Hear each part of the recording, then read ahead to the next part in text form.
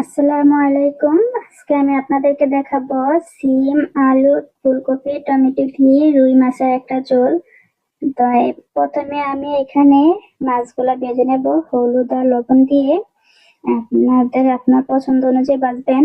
আমি একটু মাছগুলা করলা ভাজা পছন্দ করি, হালকা ভাজা আমাদের ঘরে কেউ পছন্দ করে না। কেউ বলতে আমি আমার হাজবেন্ড দুজনেই।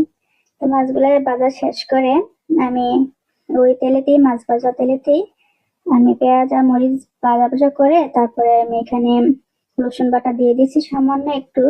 তারপরে হলুদ, মরিচ, ধনিয়া গুঁড়া, জিরা গুঁড়া দিয়ে সুন্দর করে একটু ভাজা ভাজা করে নেব।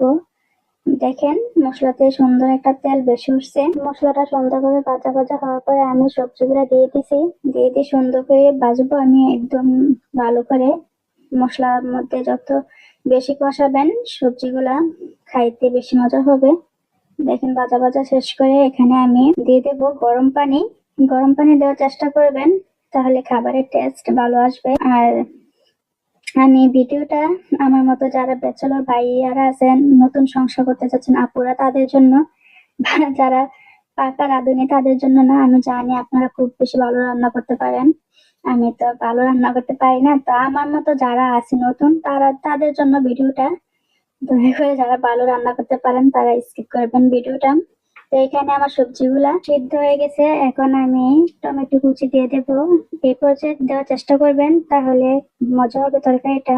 টমেটো গুলা আস্তে আস্তে থাকবে কিন্তু সিদ্ধ হয়ে যাবে। 4-5 মিনিট আমি ঢেকে রেখে দিছি। দেখেন টমেটো গুলো একদম গলে গেছে সুন্দর একদম। তারপর আমি দিয়ে দিলাম মাছগুলা। মাছগুলা দিয়ে সুন্দর করে ঢেকে আমি আরো 5-6 মিনিটের মতো রান্না করবো মাছগুলা দিয়ে। তারপরে আমি দিয়ে দেবো ধনিয়া পাতা। শীতকালে সবজিতে ধনিয়া পাতা না দিলে একদমই ভালো লাগে না। আর সবার কাছে হয়তো ধনিয়া পাতা দিতেই হবে। আমাদের এখানে শীত চলে আসছে।